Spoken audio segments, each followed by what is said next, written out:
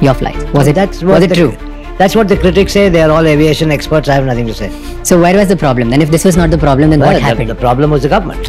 Obviously chose Bangalore, and it then was natural that it would be Royal Challengers Bangalore. I still remember the anchor of one media channel in 2016 shouting and screaming on the television saying, Vijay Mallya, I want to see you in jail clothes. I want to see you eat jail food, with an image of me in jail attire. What for?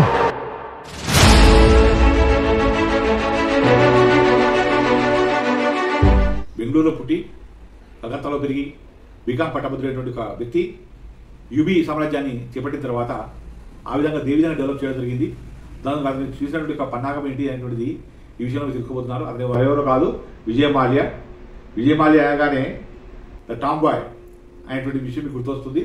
ఎందుకంటే తను చేసినటువంటి luxury maintenance కానివ్వండి, అదేవిధంగా UB group నుంచి బయటకు వచ్చిన తర్వాత Kingfisher అనేటువంటి ఒక ఎయిర్లైన్స్ స్థాపించడం, ఆ ఎయిర్లైన్స్ స్థాపించి దాన్ని ఏ విధంగా హైట్లో తీసుకురావడం జరిగింది, దానికి ఏ విధంగా అనేటువంటి మార్కెటింగ్ తీసుకోవడం జరిగినటువంటిది అన్నీ బాగున్నాయి. అయితే దానికి చేసినటువంటి తన యొక్క పద్ధతి మాత్రము ఈ విధంగా తన సమస్యలను చిక్కుపోయింది. అందుకని 2016 నుంచి దేశాన్ని వదిలిపెట్టేసి యూకే లోపల తన నివాసం ఉంటున్నాడు. మరి ఈ విధంగా తర్వాత మన 2025 లోపల నిర్మలా సీతారామన్ గారు స్టేట్మెంట్ ఇచ్చింది. ఏంటంటే 6,200 కోట్లకు 1,400 కోట్లు అనేటువంటి మేము రిటర్న్ తీసుకోవడం జరిగింది అనేటువంటిది ఒక స్టేట్మెంట్ ఇవ్వడం జరిగింది. దానివల్ల మళ్ళీ ఇప్పుడు విజయ్ మాల్యా మార్కెట్ బయటకు వచ్చి తన ప్రోడోకాస్ట్ లోపల ఈ విధంగా ఎక్స్ప్లెయిన్ చేస్తున్నాడు. నేను తీసుకున్న డబ్బుల కంటే రెట్టింపు డబ్బులు, అంటే 6,200 కోట్ల కంటే కూడా 1,400 కోట్ల అనేటువంటి చాలా ఎక్కువ అమౌంట్, ఆ అమౌంట్ నేను ప్రభుత్వానికి చెల్లించాను కాబట్టి ఇవాళ ఓపెన్ గా ఫ్రీగా ఉన్నానని చెప్పడం జరిగింది. కానీ ఒక చిన్న బ్యాంక్ అనేటువంటిది తను అప్పు ఇవ్వాల్సినప్పుడు ఏ విధంగా తన యొక్క ప్రాపర్టీస్ చూసి గమనించి ఇది ఇవ్వడం జరుగుతుంది. అటువంటి మరి ఇంత పెద్ద మొత్తం లోపల దాదాపు 17 భారతీయ కంపెనీలు అన్ని కూడా తన బ్యాంకింగ్ రంగంలో ఉన్నటువంటి కంపెనీలు అన్ని కూడా ఇతనికి అప్పు ఇవ్వడం జరిగింది, ముఖ్యంగా కింగ్ఫిషర్ బేస్. కానీ ఇంత పెద్ద మొత్తం లోపల ఉన్నట్టు అప్పుడు రెడ్ కార్నర్ నోటీస్ జారీ చేసిన వ్యక్తిని దేశం విడిచిపెట్టి వెళ్లేందుకు ఎవరు సహకరించారు? వాస్తవం చెప్పాలంటే ఇది ఒక పెద్ద యూబీ కంపెనీ అనే కంపెనీకి తను బ్రాండ్ అంబాసిడర్ గా తను కంపెనీ ఎస్టాబ్లిష్మెంట్ చేసి దాన్ని డెవలప్ చేసిన వ్యక్తిగా చెప్పబడ్డాడు. చిన్న వయసులోనే తండ్రి మరణం తర్వాత యూబీ గ్రూప్ ఆఫ్ కంపెనీస్ తీసుకోవడం జరిగింది. అప్పటికే యూబీ కంపెనీ యొక్క పర్సెంటేజ్ 64% దాని యొక్క మార్కెటింగ్ ను పెంచడం జరిగింది. దానికి కింగ్ఫిషర్ అనేటువంటి కింగ్ఫిషర్ అంటే విజయ్ మాల్యా అనగానే కింగ్ఫిషర్ అనేటువంటి తనకే తను డెవలప్ చేసుకోవడం జరిగింది. తర్వాత ఈ యొక్క విజయ్ మాల్యా ఈ బ్రివరీ రంగంలో వరకే ఉంటే బాగుండేది. ఆ బ్రివరీ రంగం నుంచి తను ఇది ఎయిర్లైన్స్ రంగంలోకి రావడం జరిగింది. కింగ్ఫిషర్ ఎయిర్లైన్స్ అనేటువంటి దాన్ని స్థాపించడం జరిగింది. ఆ కింగ్ఫిషర్ ఎయిర్లైన్స్ అనేటువంటిది మిడిల్ క్లాస్ వాళ్లకు ఈ యొక్క ఏవియేషన్ లోపల సౌకర్యాలు కల్పించాలి. చాలా మంది విమానాలకి తిరగాలనేటువంటి ఆశతో ఉన్నారు కాబట్టి వాళ్ళందరి మధ్యతరగతి వాళ్ళకందరికీ కూడా ఈ విమాన రంగం లోపల అవకాశాలు కల్పించేట్టుగా ప్రయత్నం చేయడం జరిగింది. కానీ తను తీసుకున్నటువంటి ఎన్నో నిర్ణయాల వల్ల చివరికి వచ్చేంత వరకు 15 నెలలు కింగ్ఫిషర్ ఎయిర్లైన్స్ పనిచేసినటువంటి ఎవరికి కూడా డబ్బులు వేతనాలు చెల్లించేటువంటి పరిస్థితి రావడం జరిగింది. అదేవిధంగా క్రూడ్ ఆయిల్ కంపెనీలకు కూడా డబ్బు చెల్లించకుండా క్రూడ్ ఆయిల్ కంపెనీలు కూడా తమ యొక్క పెట్రోల్ క్రూడ్ ఆయిల్ ను ఈ కంపెనీకి ఇవ్వకుండా ఆపేసేటువంటి పరిస్థితి ఏర్పడింది. దీనికి కారణం ఏంటంటే విపరీతమైనటువంటి యొక్క ఆశ, అదేవిధంగా తన యొక్క లగ్జరీస్ మెయింటెనెన్స్ వల్ల తనంతా కూడా లాస్ కావడం జరిగింది. దానికి మళ్ళీ అతను ఏం చెప్తున్నానంటే నేను చోరు కాదు, నేను తప్పు చేయలేదు, నేను నా యొక్క ఆస్తులు ఏవైతున్నాయో అవన్నీ కూడా ప్రభుత్వం అనేటువంటిది జప్తు చేసుకోవడం జరిగింది. అందువల్ల నేను ఇవాళ ఓపెన్ అయిపోయానని చెప్పడం జరుగుతుంది. ఇంతకన్నా ముందు మీరు గమనించినట్లయితే విజయ్ మాల్యా ఒక మామూలు మధ్యతరగతి నుంచి కొంచెం పై స్థాయిలో ఉన్నటువంటి ఒక కంపెనీకి లో ఉన్నటువంటి ఒక బెంగళూరు ప్రాంతంలో జన్మించినటువంటి ఒక కోంకణి భాష మాట్లాడేటువంటి ఒక వ్యక్తి. అక్కడ నుండి వాళ్ళు కలకత్తాకు రావడం జరిగింది. తను వ్యాపార రంగం లోపల అభివృద్ధి చెందుతున్న సమయం లోపల బ్యాంకుల యొక్క రుసుగులే ఉన్నాయి, అంటే బ్యాంకుల లోపల ఏ విధంగా అప్పు సంపాదించవచ్చు తక్కువ. ఆ విధంగా కొంతమంది బ్యాంకులు, అంటే అందరూ కాదు, బ్యాంకులో ఉన్న కొంతమంది ఉద్యోగుల యొక్క బలహీనతలను ఆధారంగా చేసుకుని వాళ్లకు అంతో ఇంతో డబ్బులు చెల్లించి దాని ద్వారా తను ఎక్కువ మొత్తం లోపల అప్పు పొందడం జరిగింది.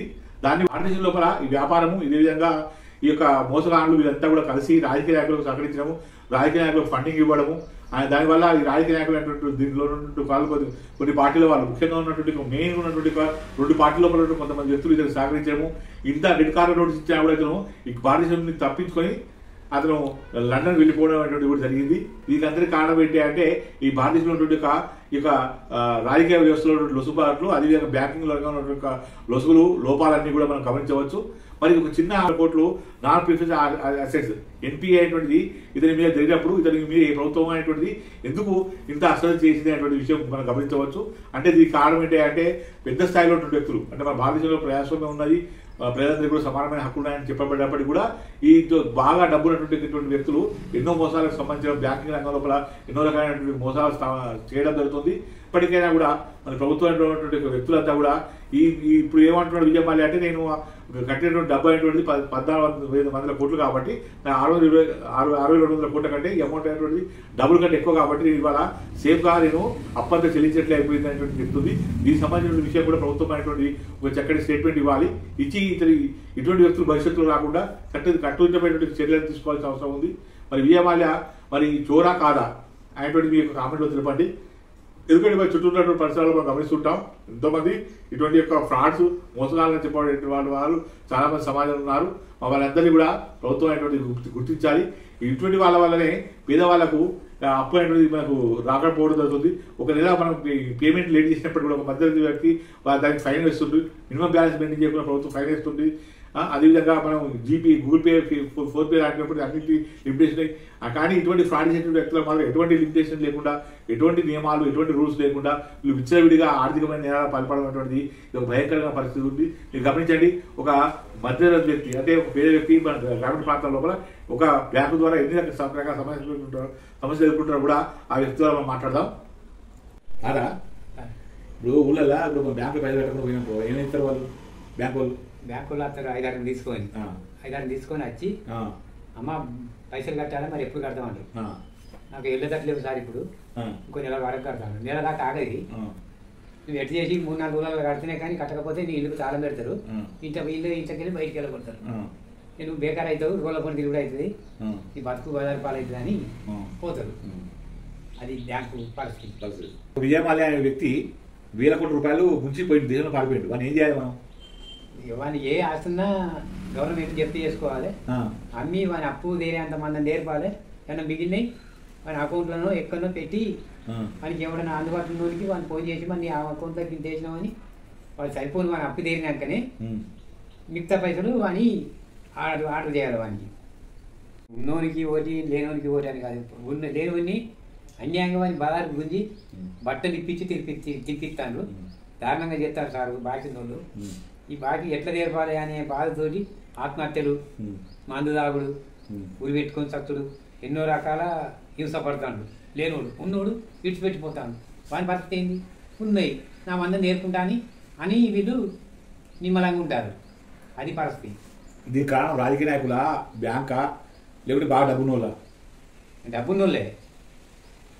డబ్బున్నోళ్ళే ఈ పరిస్థితికి ఏర్పాటు చేస్తాడు. ఇప్పుడు నేను లేకనే ఉంటి, నేను అప్పిస్తే ఎక్కడ తెచ్చి తీర్పాలి? భూమి లేదు, జాగ లేదు, ఇల్లు లేదు. లేని వాళ్ళు అనేది వాళ్ళంతా రాజకీయ నాయకులు ఉన్నోళ్ళంతా ఐక్యమతంగానే ఉంటారు. మనటువంటి తక్కువనే దిగసారుతారు, వేదాంతం బాగా చేస్తారు, బాగా బహిరంగం చేస్తారు అంటారు. వాళ్ళంతా మాకు కలిసే ఉంటారు. రాజకీయ నాయకులు, డబ్బున్నోడు అంతా గౌరవంగానే ఉంటారు. మన చుట్టూనే బీకార్ని చేస్తారు. ఓకే సార్, చూస్తారు కదా మిత్రులారా, ఒక వ్యక్తి మనకు అంటే ఏంటి, ఒక దిగువ మధ్యతరగతి ఉన్నటువంటి వ్యక్తి ఆర్థికమైనటువంటి సమాజం లోపల ఆ అప్పులుసుకున్న వ్యక్తికి ఎన్ని రకాలైనటువంటి ఇబ్బందులు కలుగుతాయని చెప్పడం జరిగింది. మిత్రులారా, విజయ్ మాల్యా అనేటువంటి ఒక సక్సెస్ఫుల్ అయినటువంటి ఒక ఫెయిల్యూర్ పర్సన్ అని చెప్పవచ్చు. జీవితం లోపల సక్సెస్ చూడడం జరిగింది, ఫెయిల్యూర్ చూడడం జరిగింది. తన యొక్క సక్సెస్ యొక్క టాప్ మోస్ట్ అంచులో చేరుకున్నప్పుడు, అదేవిధంగా డౌన్ఫాల్ యొక్క టాప్ లోయెస్ట్ డౌన్లో కూడా పార్టీకి కొంత గిఫ్ట్స్ ఇవ్వడము, ఆ విధంగా చేయడం వల్ల వాళ్ళని సేఫ్ చేస్తున్నటువంటి ఒక విషయం కూడా కేవలం ఇది ఏంటంటే ఒక పార్టీ వాళ్ళు ఇంకో పార్టీ వాళ్ళకు, ఇంకో పార్టీ వాళ్ళు ఇంకో పార్టీ వాళ్ళకు అనేటువంటిది వాళ్ళు విమర్శించుకోవడానికి పనిచేస్తుంది తప్ప దీంట్లో నిజంగా వాస్తవాలు గమనిస్తే అవి వేరుగా భిన్నంగా ఉన్నాయి. కాబట్టి విజయ్ మాల్యా లాంటి వాళ్ళు సేఫ్ సైడ్గా ఉండగలుగుతున్నారు. 2016 లోపల ఇక్కడ భారతదేశానికి బయటపోయిన వ్యక్తి 2020 వరకు కూడా ఎంతో క్షేమంగా తన భార్య పిల్లలతో ఉన్నాడు. ఇటువంటి పరిస్థితులు ఇప్పటికి కూడా స్టిల్ ఇంకా కూడా ఎప్పుడైతే 2005 లోపల కింగ్ ఫిషర్ అనేటువంటి ప్రారంభించబడిందో అప్పుడు ఒక చక్కటి పార్టీ ఏర్పడేది. ఇతని వాస్తవంగా ఇతని విధానాలు గమనించినట్లయితే మంచి మంచి ఎయిర్ హోస్టెస్లను నియమించడం జరిగింది ఏది కింగ్ ఫిషర్ ఎయిర్లైన్స్ లోపల. అదేవిధంగా సెలబ్రిటీలను తీసుకురావడం జరిగింది, దీపికా పడుకోనే, అదేవిధంగా కట్రీనా కైఫ్ లాంటి పెద్ద సెలబ్రిటీల కూడా తీసుకొచ్చి రావడం జరిగింది. వాళ్ళందరినీ కూడా డెవలప్ చేయడం జరిగింది. కంపెనీ యొక్క వాస్తవం చెప్పాలంటే కంపెనీ యొక్క షేర్స్ కూడా పెరిగాయి. కేవలం ఒకటే ఒక విషయం ఏంటంటే తను సంపాదించిన డబ్బు కంటే కూడా ఎక్కువ మొత్తం లోపల విలాసాలకు బ్రాండింగ్ కూడా ఖర్చు పెట్టడం జరిగింది. బ్రాండింగ్ అంటే ఏంటంటే మిత్రమా, ఒక మన కింగ్ఫిషర్ వాస్తవంగా ఒక యూబీ అంటే లిక్కర్ కంపెనీ ప్రభుత్వ నియమం ప్రకారంగా ఒక లిక్కర్ కంపెనీ అనేటువంటి అడ్వర్టైజ్మెంట్ చేయవద్దు. కాబట్టి ఏం చేస్తారంటే ఇటువంటి వాళ్ళు కింగ్ఫిషర్ వాటర్ బాటిల్ పెడతారు. కింగ్ఫిషర్ అని మొత్తం అడ్వర్టైజ్మెంట్ రాగా వచ్చేప్పుడు ఏమనుకుంటే మనం ఇది లిక్కర్ అనేటువంటిది మనకు గుర్తొస్తుంది. కానీ చివరికి వచ్చే కింగ్ఫిషర్ వాటర్ బాటిల్ అంటారు. అంటే ఈ విధంగా తన బ్రాండ్ను ప్రచారం చేసుకుంటూనే దానికి ఒక డమ్మీ వస్తువును అంటే ఒక ప్లేయింగ్ కార్డ్స్ కానీ అదేవిధంగా ఏదైనా ఒక వాటర్ బాటిల్ కానీ లేకపోతే సోడా కానీ కింగ్ఫిషర్ సోడా అనగానే మనకు బీర్ గుర్తొస్తుంది. కానీ వాళ్ళకి ఉపయోగించేది ఏంటంటే కింగ్ఫిషర్ సోడా. ఈ విధంగా తన యొక్క బ్రాండ్ను ఈ విధంగా మనకు మార్పు చేసి వాళ్ళు ఏదో ఒక రకమైన అడ్వర్టైజ్మెంట్ రంగం లోపల ముందుకు వెళ్తున్నారు. దీని అందరికీ నెహ్రూ ప్రభుత్వం లోపల అదే ఇందిరాగాంధీ ప్రభుత్వం నుంచి ఎప్పుడైతే లిబరలైజేషన్ వైపు మారిందో కోకోలా లాంటి కంపెనీలు అంటే విదేశీ కంపెనీలు అనేటువంటి భారతదేశంలో ప్రవేశించడం మొదలుపెట్టాయో మార్కెటింగ్ అనేటువంటి బాగా డెవలప్ అయిపోయిందో అన్ని రకాలైనటువంటి ప్రపంచంలో మన దేశం నుంచి ప్రపంచంలో ప్రజలు వెళ్ళడము, ప్రపంచంలో రకరకాల దేశాల నుంచి ప్రజలు మన దేశంలోకి రావడము, వీటన్నిటి వల్ల ఒక ఫ్రీ మార్కెట్ అనేటువంటిది ఎప్పుడైతే ఏర్పడిందో అప్పుడు ఈ కింగ్ఫిషర్ లాంటి కంపెనీలన్నీ కూడా దాన్ని చేసుకొని దీంట్లో ఒక ఫ్లిప్ లైన్ తీసుకురావడం అంటే బాగా మార్కెటింగ్ విధానాల లోపల ఇంటర్నేషనల్ మార్కెటింగ్ విధానాలు ఏదైతే ఉన్నాయో అటువంటి వాటిని మన భారతదేశంలో కూడా ఉపయోగించి వీటిని బాగా డెవలప్ చేయాలంటే ప్రయత్నం అనేటువంటిది విజయమాల చేయడం జరిగింది. తండ్రి మరణించిన తర్వాత తను పూర్తిగా టేక్ ఓవర్ చేసి తను చేసినటువంటి విధానాల వల్ల బాగా ఒక రకంగా చెప్పాలంటే కింగ్ఫిషర్ అంటే చాలా పెద్ద బ్రాండ్గా ప్రపంచం లోపలనే లిక్కర్ లోపల సెకండ్ ర్యాంక్ కూడా ఇది రావడం జరిగింది. ఒక వ్యక్తి తీసుకొచ్చి ఈ కింగ్ఫిషర్ ఎయిర్లైన్స్ మేనేజర్గా నియమింప చేసి తను ఏం చేయడం జరిగిందంటే ఈ యొక్క కింగ్ఫిషర్ ఎయిర్లైన్స్ను లో కాస్ట్ ఎయిర్లైన్స్గా, ఎందుకంటే ఫుడ్ అవసరం లేదు, పెద్ద అడ్వర్టైజ్మెంట్స్ అవసరం లేదు, కానీ పబ్లిక్ లోపు తక్కువ కాస్ట్ లోపల అంటే ఎక్కువ హైట్లో ఫ్లైట్ అయ్యకుండా తక్కువ హైట్లో ఫ్లైట్ అయ్యడము, డీజిల్ అంటే ఆయిల్ కన్జంప్షన్ తక్కువ చేసుకోవడము, తర్వాత ఖర్చు తక్కువ చేసుకోవడము, తర్వాత ఏదైతే ఇతర సౌకర్యాలు వాటిని తగ్గించి తక్కువ రేట్లో అంటే అరగంట ప్రయాణించే వాళ్ళకు వాటర్ ఫెసిలిటీ అవసరం లేదు, ఫుడ్ అవసరం లేదు, స్నాక్స్ అవసరం లేదు. దీనన్నింటి వల్ల ఏమవుతుంది, బడ్జెట్ అనేది సేవ్ అవుతుంది. దానివల్ల విమాన రంగంలో తక్కువ బడ్జెట్ లోపలే ప్రజలకు తీసుకురావాలి, ప్రయాణికులకు అందుబాటు చేయాలంటే ఒక మంచి టెక్నిక్ ఉపయోగించేటువంటి వాడు విజయ మాల్యా. దీన్ని మనం అందరూ అప్రిషియేట్ చేయాల్సిందే. ఈ విధంగా ఏమైంది, ఒక 3000-4000 ఫ్లైట్ టికెట్ ఒకసారి 500-1600 చీప్ కాస్ట్ లోపల అంటే ఏసీ ట్రైన్ టికెట్ కంటే కూడా ఒక స్థాయి లోపల ఈ యొక్క ఫ్లైట్ రేట్ తక్కువ రేట్లు వచ్చేది. దీనికి ఇదే కారణం ఏంటంటే ప్రభుత్వం దగ్గర డబ్బు లేకపోవడము, ప్రభుత్వం కూడా ఈ లిక్కర్ అమ్మకుండా ఉండలేకపోవడం. మహాత్మా గాంధీ లాంటి వాళ్ళు చాలా మంది వ్యక్తులు ఈ దేశం లోపల అసలు లిక్కర్ అనేటువంటి ఉండదు, ఆ దేశం యొక్క పరిస్థితుల్లో అది పనిచేయదు అనేటువంటి పరిస్థితి ఉండేది. కేవలం 2-3 రాష్ట్రాలు ఉండేది. కానీ ఇవాళ చివరి ప్రభుత్వానికి ఉచిత పథకాలు కావాలన్నా, డెవలప్మెంట్ కావాలన్నా ఈ యొక్క లిక్కర్ ద్వారా వచ్చిన డబ్బులతోనే వాళ్ళు తమ యొక్క పార్టీలు కానీ అదేవిధంగా తమ యొక్క పలుకుబడిని కానీ తమ యొక్క ప్రయోజనాలు కానీ పొందే అవకాశం ఉంది. కాబట్టి వాళ్ళు తప్పనిసరిగా ఈ లిక్కర్ కంపెనీ మీద ఆధారపడము, వాటికి లైసెన్స్లు ఇవ్వడము, వాటిని డెవలప్ చేయడము, వాటి ద్వారా లాభం పొందడం జరుగుతుంది. కాబట్టి గమనించిన మిత్రులారా, ఇదంతా ఒక గుడుపుటాన్ని ఒక మన విజయ మాల్యా అనేటువంటి వ్యక్తి కేవలం మన ముందు సీన్ కనిపిస్తున్నా, దీని వెనక రాజకీయ నాయకులు ఉన్నారు, దీని వెనక ప్రజాప్రతినిధులు ఉన్నారు, దీని వెనక పార్టీలు ఉన్నాయి, దీని మీద బ్యాంకింగ్ రంగంలో లొసుగులు ఉన్నాయి. ఈ విధంగా మీరు నేను కూడా ఉన్నాము. ఎందుకంటే నేను ఎందుకో గమనిస్తున్నాను, మన మాట 24/7 ద్వారా మనం ప్రతి ఒక్క విషయాన్ని కూడా అంటే సమాజంలో జరిగేటువంటి ప్రతి ఒక్క విషయాన్ని కూడా మనం చర్చించబోతున్నాం. దానిలో భాగంగానే దీన్ని కూడా చర్చిస్తున్నాం. సామాజిక అంశాన్ని చర్చిద్దాం, అదేవిధంగా రాజకీయ అంశాన్ని చర్చిద్దాం. దేశ అభివృద్ధికి విఘాతం కల్పించేటువంటి ఇటువంటి శక్తులు ఇవి ఏంటంటే ఒక చక్కటి ఏమంటారంటే ఒక విషపు గోళీకి చక్కటి బెల్లపు పానకం చుట్టాడుగా, అంటే బయటనేమో రుచిగా తీవిగా ఉంటుంది కానీ లోపల ఉంటుంది విషపు గులుగుల లాంటి విజయ మాల్యా లాంటి వాళ్ళు తప్పనిసరి ప్రభుత్వం అనేటువంటిది సరి అయిన న్యాయ వ్యవస్థను కల్పించాలి, పిల్లల లోపల నమ్మకం విశ్వాసం కలిగించాలని కోరుకుంటూ వీడియో చూసినట్టు మిగతా ప్రతి ఒక్కరు కూడా లైక్ చేయండి, షేర్ చేయండి. అదేవిధంగా మీకు ఒపీనియన్ కూడా తప్పనిసరిగా కామెంట్ చేయమని కోరుకుంటూ థ్యాంక్ యూ. మన మాట 24/7.